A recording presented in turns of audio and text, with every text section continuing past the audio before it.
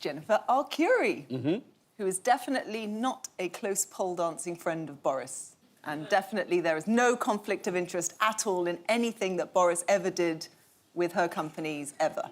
They've admitted that they obviously have been lovers. That's No, not... they haven't admitted. What, haven't they? No. Oh, OK, a different WhatsApp group. No. Sorry, OK. No one... What I mean is no one knows, and... He took her around some of the sights of London, apparently. Oh, I see. It's like... Up the gherkin. She went on the Piers Morgan show. She was given a chance to deny it. Yeah. 6 times she didn't deny it. She said, Yeah. I'm not going to weaponise this by giving an answer. Whereas she could have ended it if she'd said, no, we didn't. But them being romantically involved in whatever capacity isn't the problem, it's the business side. So we get kind of carried away with the saucy bits. No, but it's more if you are having an affair with someone and you pay them £126,000 of public money, that becomes very, very reprehensible. And if you put them on trade missions and also write letters suggesting that they get jobs which they're not qualified for, again, the fact you're having an affair with them is important. So sex, obviously, we're not interested in, but we are in this case. Oh, I see. I see. So when it comes to tax, what does every politician really want? To be able to declare their own tax affairs, make them public. Transparency. isn't it? Exactly. Yes. Exactly. And what do they mean by transparency in this case? We're not going to do it. They mean revealing a very small amount of information that doesn't tell you too much. Yeah. So you just put your income in, and if income isn't your big thing, if, say, assets, say you're in the cabinet, just thinking randomly, then you don't have to declare those. So, you know, transparency up to a point, which is opaque.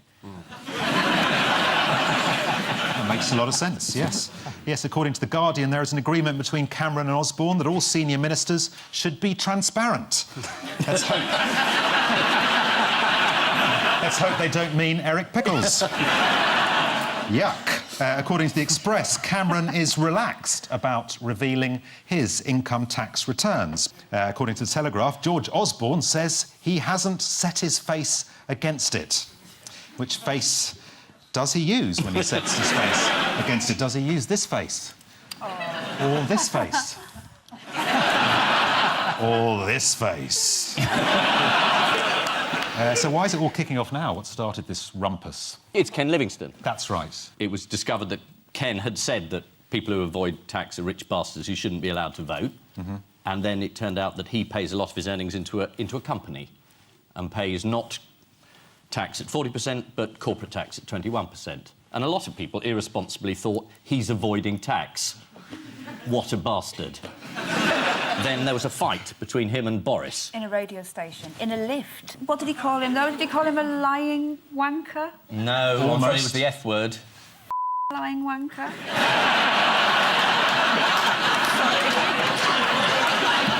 I'm not helping here, am I? Happens to be one of our finest banks.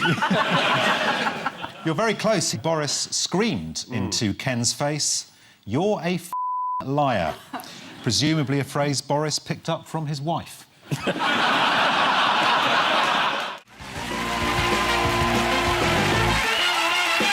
Right, let's get on with the show, and we start with the biggest stories of the week. Ian and Henning take a look at this.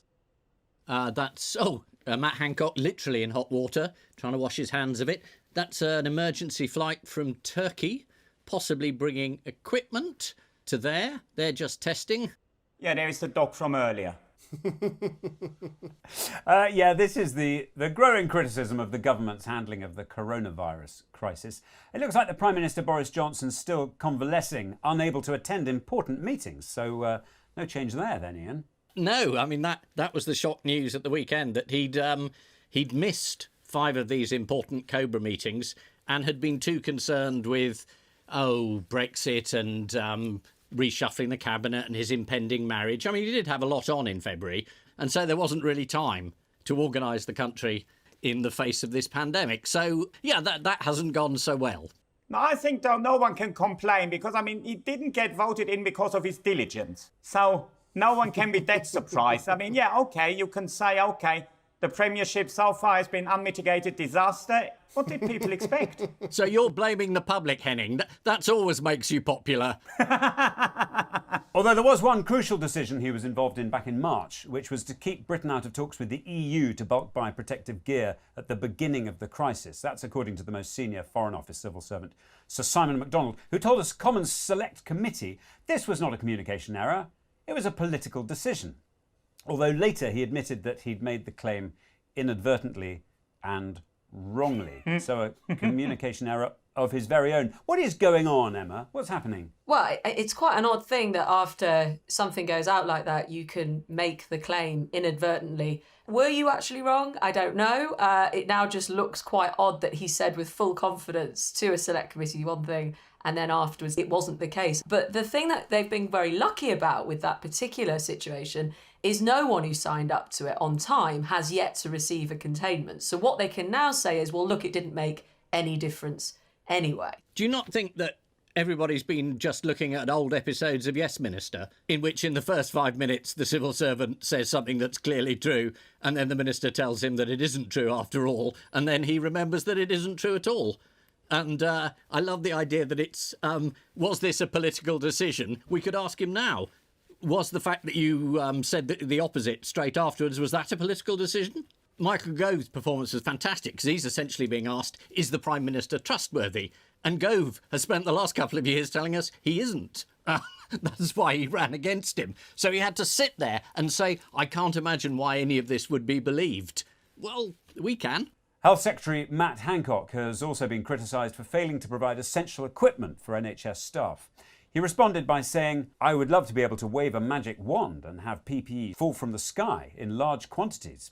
Well, if they haven't locked the doors properly on that flight from Turkey, you may be in luck. There was a thought, though, that ministers in a report this week in the Telegraph were hanging Matt Hancock out to dry, obviously unnamed ministers. Yes, there was a big promise about testing, and we were going to have 100,000 tests a day, but so far we haven't done that. We've been something like 18,000, is that right, Emma? But in the first PMQs, Dominic Raab committed to meeting that target. So, you know, it's only a few days' time, we'll find out. Thoughts inevitably are now turning towards unlocking the lockdown. The Mail reported that the government are considering a traffic light system. Any idea how that might work, Paul? Yes, red followed by yellow followed by green, and then repeat the process. Yeah, and the idea is you sort of gradually ease the country back into go mode. So in the red phase, basically, shops will be allowed to open at first, and hairdressers, thank God, Ian, eh? Then... in the next amber phase, the schools might open. They're talking about May the 25th as a provisional opening date for those. And then finally, the green phase is when the pubs will open. Here it is, as the Sun's report. Pubs shut till Christmas. Oh, don't worry if you were worried about keeping up with the death toll. They've got that covered as well.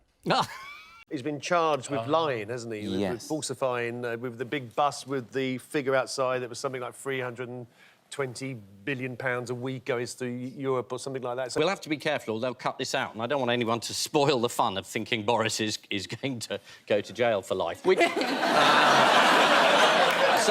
at the moment, we're just at the preliminary hearing stage. Oh, right, OK. About whether, when he was a public official, he was telling lies and therefore abusing his office. It should be an interesting trial. I mean, very similar to putting the Pope on trial and saying, are you a Catholic? He was sacked from then sacked from sacked by his own reprimanded. Ian, yes, we're not allowed to say anything that might prejudice the case. Well, that's absolutely fair enough, because I would like him to have a fair trial with a desirable result of him being imprisoned forever.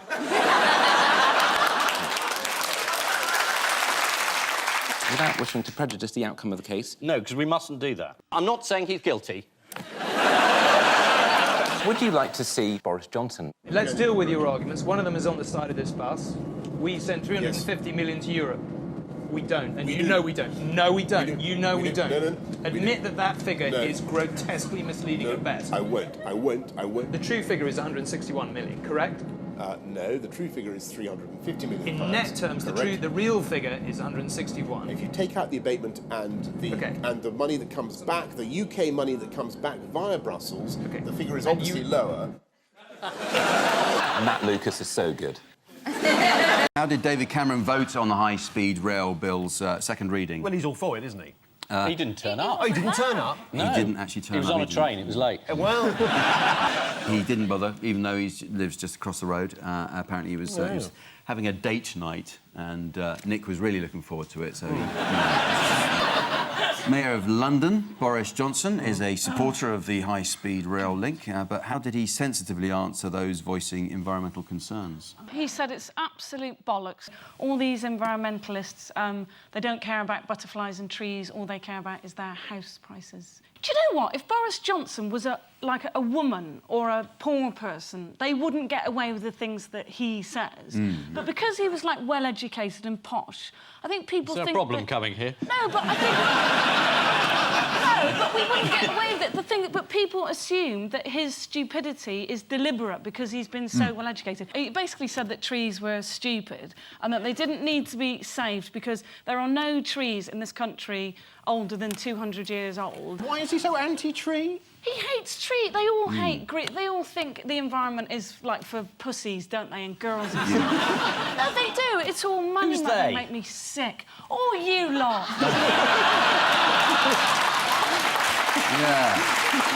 What lie did Boris Johnson tell Robert Peston?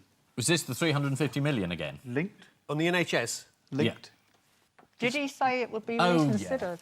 He said it was in the manifesto. Yeah. Did she say it at the manifesto launch? No. Not only did he lie, but he actually cheated as well, because he looked at Peston's notes in the hope of finding out what the question was going to be, and he was caught. I didn't know what cheating you were referring to there. You've suddenly adopted the character of a northern housewife. Have you heard about... Well, it's no surprise to me. He was rinsing out his own gloves last Saturday. We haven't talked about Labour very much, so to head off any accusations of bias... Are you leaving now to be replaced? The next round will be hosted by Michael Portillo. Come on, we can have a train round. When it comes to Labour's manifesto promises, how did Shadow Foreign Secretary Emily Thornberry muddy the waters? Was this Trident? Yep. She said there'd be a review, and the review might include scrapping it. Was that the problem? And do you know who contradicted her and said it was Labour's policy to keep Trident? Shadow Defence? The Shadow Defence Secretary, that's right. This was Nia Griffiths, the Shadow Defence Secretary. Emily is not the Shadow Defence Secretary, I am. You're doing it again! I don't know who that man was. She was in the pub on Saturday, but it wasn't her husband, I'll tell you that much. I know full well he's got a job in Peterborough.